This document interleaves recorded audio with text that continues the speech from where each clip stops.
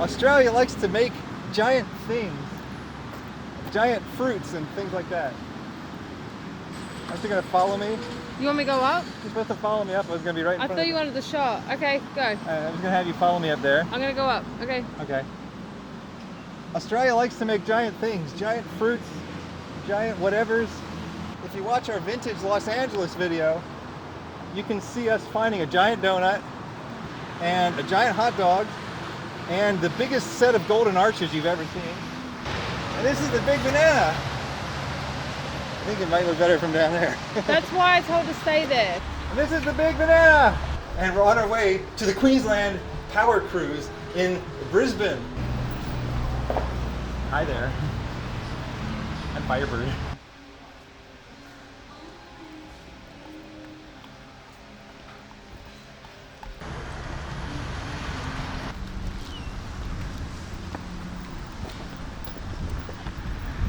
It has sparkles in it too. If you're wondering why I don't have any hair, that means you didn't watch the Weekend with Max video all the way to the end. I'm not going to tell you why I don't have any hair. You're just going to have to watch that, or you're just going to have to be clueless. Wellness advocate. I'm a wellness advocate.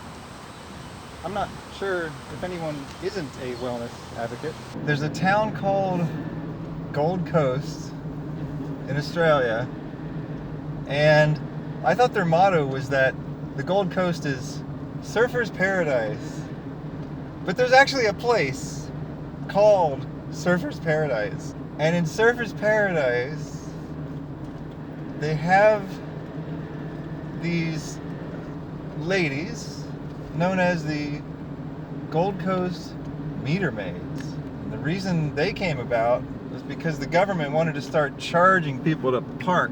And local business owners were worried that it would discourage people from visiting the beach. So they had these ladies come out and put money into all the parking meters to make it a friendlier place to visit.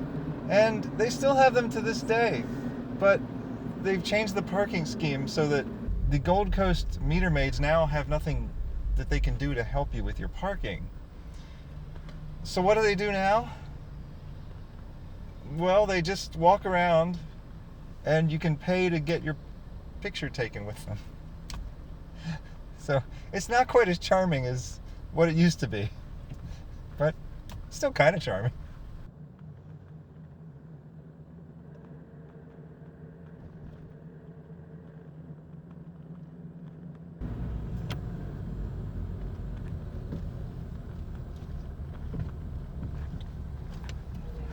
I don't even surf, and I love that there's a place called Surfer's Paradise.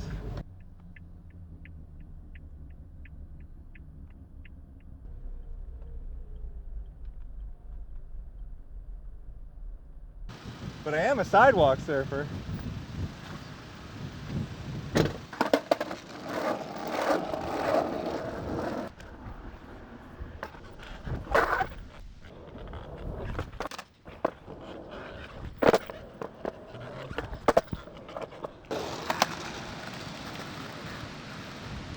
Daihatsu Charade 2-door hatchback.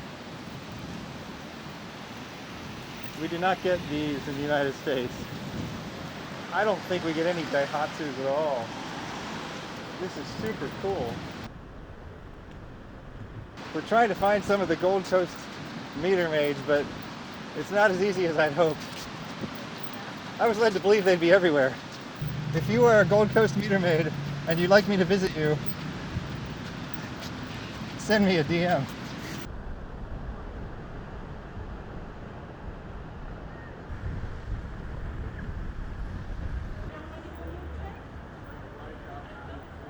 Yeah, we just want to ask, are there meter maids walking around anywhere? I haven't seen them for a while. Oh, okay. Okay, thanks.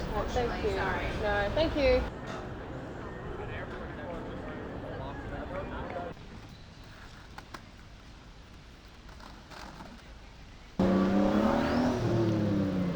Meter maid! Meter maid! Meter maid! Meter maid! Still a bit sandy. You might need to shake yourself off. Camera to me. Me, camera. Hand it over. I can do this. Rolling.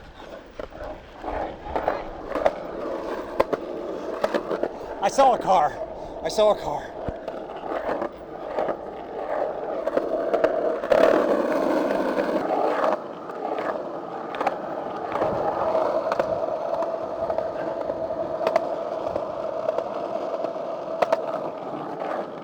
Would anybody like to be a meter maid? $50.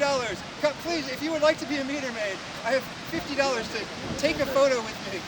Yeah, why not? Take a photo. Here's $50. This is my YouTube channel. Oh, that's so awesome. Are you a meter maid too? You can. Yeah. Let's all be in the photo. Yeah. I found some meter maids. Look, I found meter maids. Are you our meter maids? Right? Yeah, we are meter maids. Yes, yeah. I found meter maids. Thank you so much. No worries.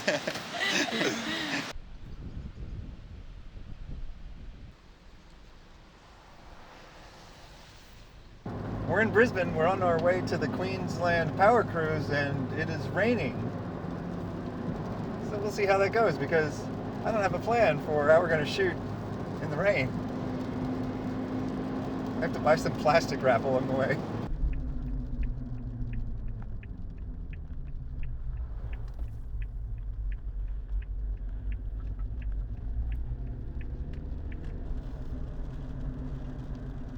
We drove 9 hours yesterday, and we're going to drive 9 hours tomorrow.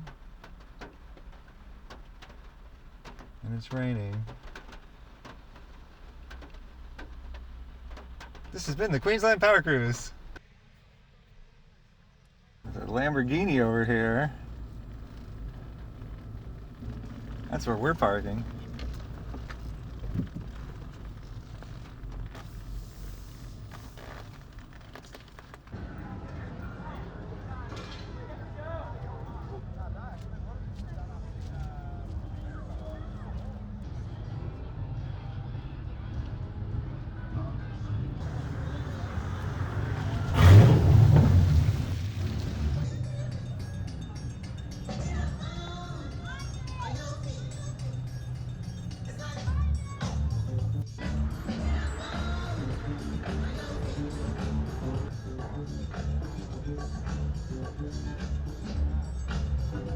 Queensland is the Florida of Australia. They have alligators or crocodiles or whatever. They have palm trees. It's tropical. And the weather, if you don't like it, you wait 45 minutes. So it's stopped raining for now.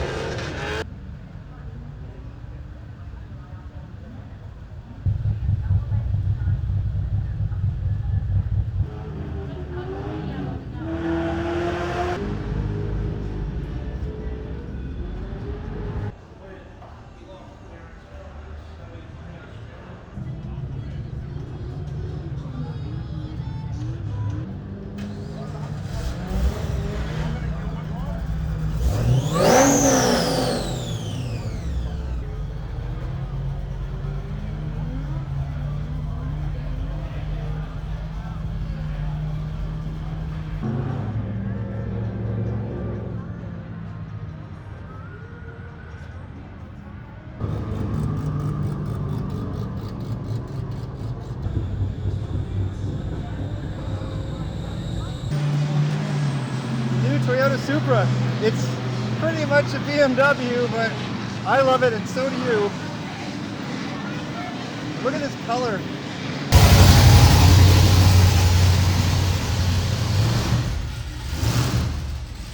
Somebody made fun of me for plugging my ears. Like, Australians don't plug their ears, while Americans plug their ears. I'm hard of hearing already. I don't need to get any more hard of hearing. I've been doing this for too long. We're just about getting to the point where we can import these in the US and Australia too.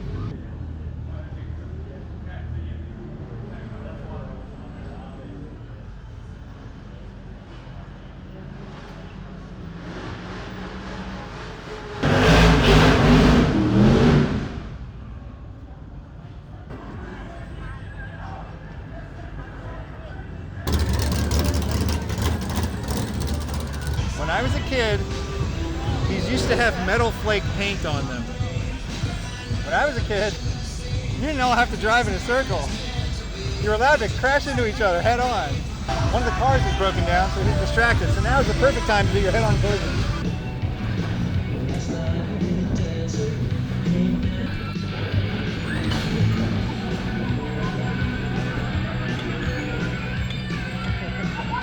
The cars used to go a lot faster too when I was younger.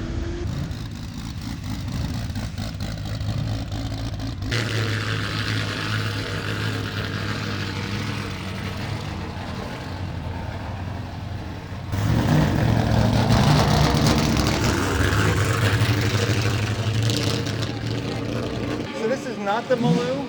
No, this is a Maloo. Okay, what's the difference between the Maloo and the others? That's a HSV. Okay. Maloo, this one's an SSV. It's just like a stock standard, so to speak.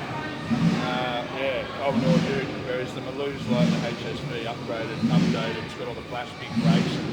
Okay, but then this has been upgraded a little bit too. Just a little bit. Yeah. Okay. So. Yeah. No. I've had that. I've had it stroked, poured out to a 403. 2300 power on it. All the diff speed changed. I've got a true track diff in it. I've got a T400 in it, gearbox. It's built tough. Did this come with traction control? It does. And so that's still on there, right? Yeah. Okay, so you just turn it off, and it actually lets you do Whatever I want to do. burnouts. Yeah. I mean, as the years go on, it seems like they get more and more aggressive with the traction control, and you turn it off and it's not really off. Oh, it is. It's off completely. Well, I'm off. saying, yeah, for this one. I'm saying as the years go on. Yeah. In more recent too cars. too many sensors and all that sort of stuff. Yeah, well, it's also they don't trust us. They don't trust us, you know. Nah. They think that we don't know what we're doing, and so exactly. we'll pretend to let you turn it off. It gets less and less fun every year, but so the older ones are a little better. What year is this? It's an 08 model. Okay, well, so that's before they got stupid. Yeah.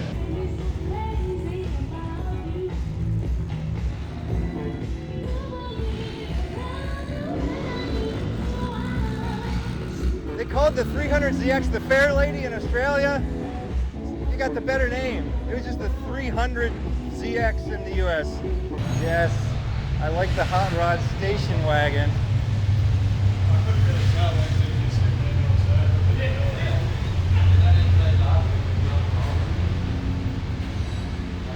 Still got the Venetian blinds in the back. Fender liners just get in the way. There's a great YouTube channel called Tax the Rich where these mysterious people will drive supercars in crazy ways, like through fields and through the snow and things like that. This person's more my style.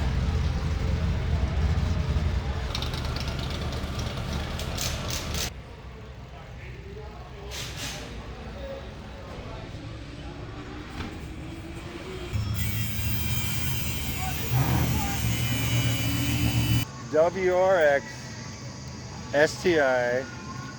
We did not get these of this year in the United States. It was a couple more years until we ever got the WRX. So this is a MY99, so it's the last of the classic rally series. So 2-litre turbo.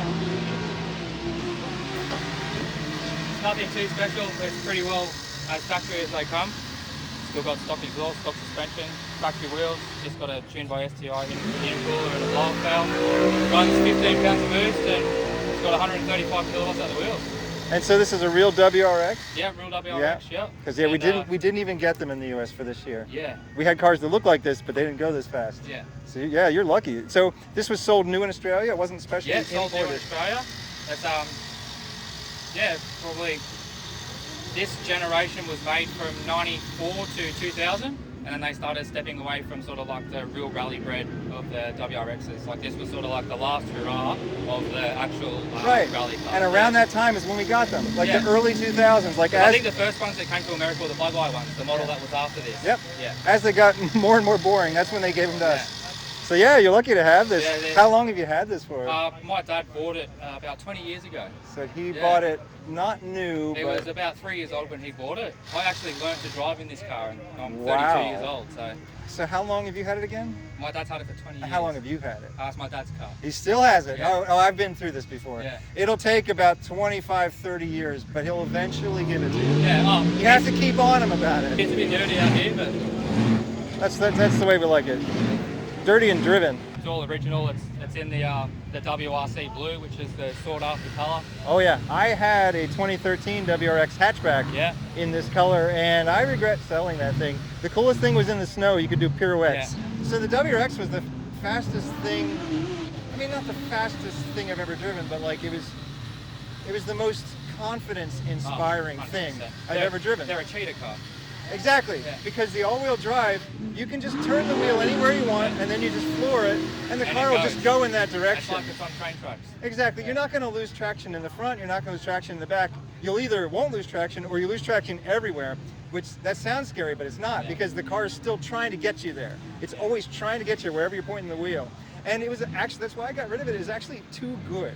It was just too good, and I prefer more of a challenge. Yeah. Like the car was amazing. You know, like if I were in a race, I'd want to drive this. Was there the difference between the one that you had and this one? Is this is a more raw version of the WRX? Yeah. Like the only real things that you've got ABS and power steering. Yeah. That's it. You've got no traction control, no stability control. No traction control. Well, that was one of the coolest things too, is it didn't have a button. It was just on or off. It wasn't one of these like different modes or anything like that. It was on or off, and when it was off, it was off. It doesn't even make sense to have traction control in No, these you because don't need it, the yeah. all-wheel drive is traction control. Exactly.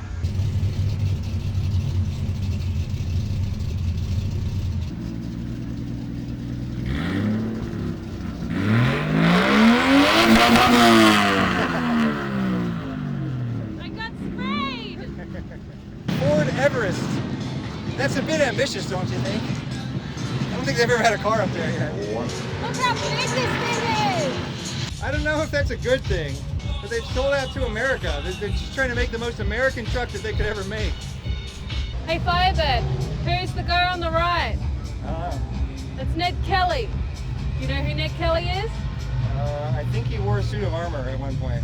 Famous bush ranger in Australia. He's basically our own outlaw. Did he wear a suit of armor at one point? Yeah. Why did he put on a suit of armor, man? So he can deflect bullets. What was he expecting to be shot at? Yes. Why was he expecting to be shot at? Because he might have borrowed some things that don't belong to him. Such is life.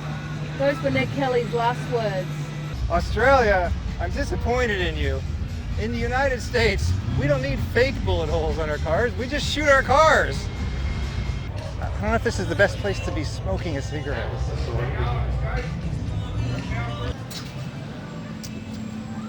I asked them what flavors they had, and they like point at the little squirters. It's like red, green, blue, and brown. I'm like, those are colors, not flavors. And then he like guesses the flavors. He's like, raspberry, lime, raspberry, cola? Come on, I expect more from minimum wage, kids. Come on. Take some pride in your work. I had real shaved ice in New York City. When I say real, I mean like it was shaved by a human. The guy had one big arm and one small arm. And he was like, these kids today, he had like a machine. He pressed a button and it just spat out shaved ice. If I had that job, I would actually switch arms periodically so that I'd get equal arms. It is unclear to me whether these are parade laps, drifting laps, hot laps, because they're doing everything out there. Some cars are going sideways, some cars are smoking their tires, and some cars are going at 100 miles per hour. So whatever the rules are or aren't, I'm enjoying this. I think I want to be out there though. Pick this guy up. I've gone and done like drifting. I've done laps around a track. I've done high-speed road racing. All those videos are boring as heck. Here, I'll show you some clips. Boring. The only reason you put the GoPro in the car is in case you crash. That's exciting.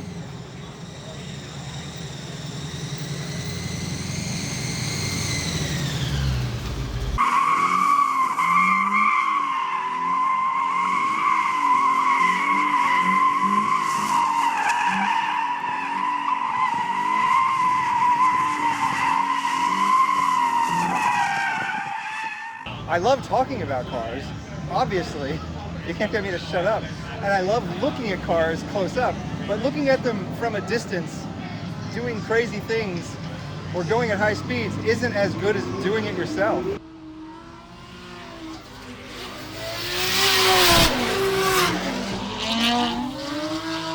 One of the most interesting comments I got on the Summer Nats video is, but did you enjoy it?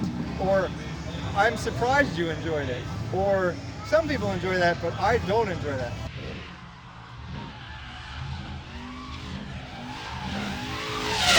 Summer Nats might not be the most refined motoring event in the world, but that's part of what I did love about it.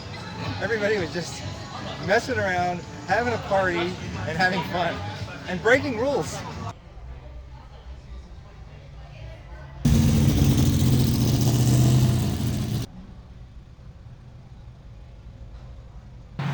So I'd rather be driving than watching, but second best is talking about it or listening to someone interesting talk about it. A car gives us superpowers. It's like a mecha suit. People have been wanting mecha suits forever, and we already have them. It's like flying cars. We got those too. They're called helicopters.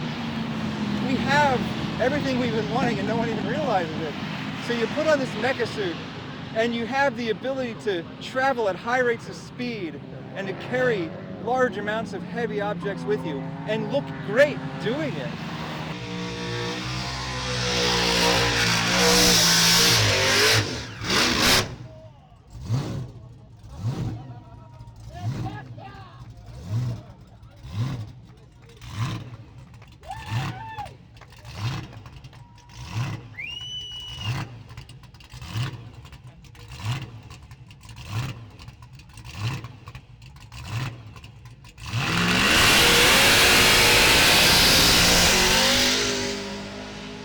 The thing is, everybody thought that we were going to have jetpacks and some sort of hovering car that's not a helicopter by now, because progress in the 20th century was so quick that we just started taking it for granted. In the 80s, we extrapolated until the year 2000. We used to talk about the year 2000 like that was the future, and like everything was going to be different by then. We'd have cities that are floating in the sky and stuff like that because of how fast technology was progressing in the 20th century. And the fact is, it slowed down. We got all the low-hanging fruit. We will never progress that quickly ever again.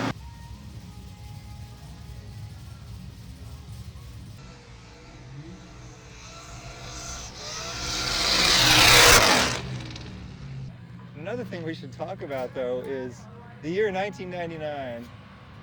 Was the apocalypse going to happen, or was it not going to happen? Back in the 80s, I don't remember a lot of people talking about that. They just saw the year 2000 as being a year of great progress. But around the mid-90s, they started saying, well, wait, what if the world ends in 1999? And Prince did have that song about it. So that was back in the 80s. They were starting to think about it. With the Y2K problem, a lot of people saw that as potential for causing the end of the world to happen, because if all the computers were to stop working simultaneously, we would be in trouble. But what they were missing was the fact that millions of individuals all over the world were working simultaneously to fix the problem. And nobody was quite sure what everyone was doing, because you can't organize the efforts of millions of individuals. You just have to hope and trust that they're going to fix what they fix, and you got to fix what you're going to fix. And it turned out everything was fine. And that's what they call in economics the invisible hand. It's just, it seems to be magic. But just simply by magic, we have progress. But it's not magic. It's millions of individuals going to work every single day, doing their job. So if you ever feel like your job isn't that important, you're wrong. Every job's important. Everybody is working towards the goal of helping human progress.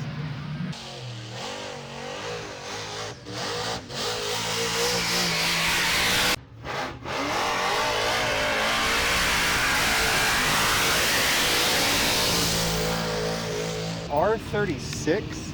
I've never even heard of an R36. It's a Volkswagen wagon.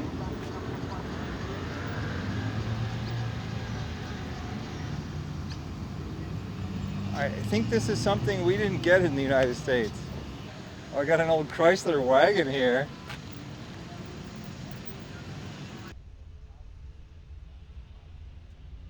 There's a Scirocco over here. This is one of the most beautiful car designs of all time. This in a rear-wheel drive, a manual.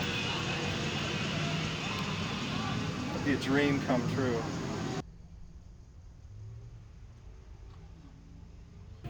Bestest car in the parking lot. Jimny. Jimny. 30 years ago, I had no interest in traveling. I was flipping through the channels and I came upon a channel that I never watch, the Travel Channel. But something about the show that was on the Travel Channel that day really appealed to me. They were showing some funky little town with artists and surfers, a laid-back attitude. And so I watched the rest of the show. And I became enraptured with the place.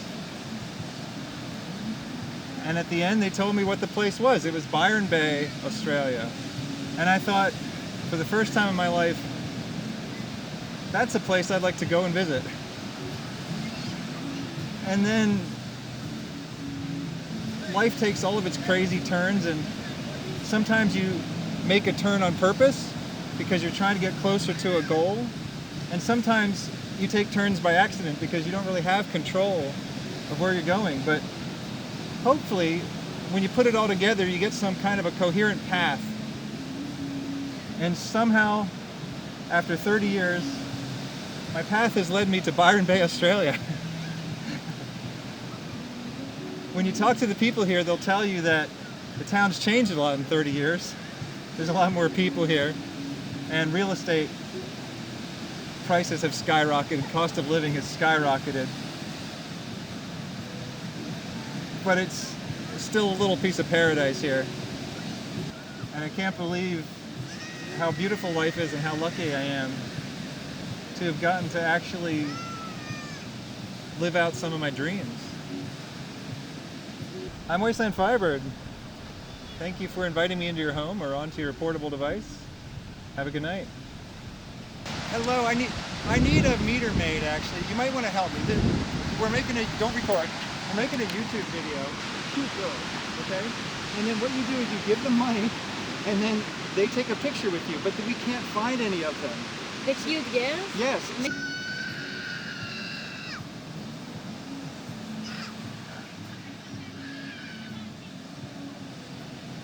Children sure scream a lot for having no cares in the world. Thanks to Mad Skelly for the camera.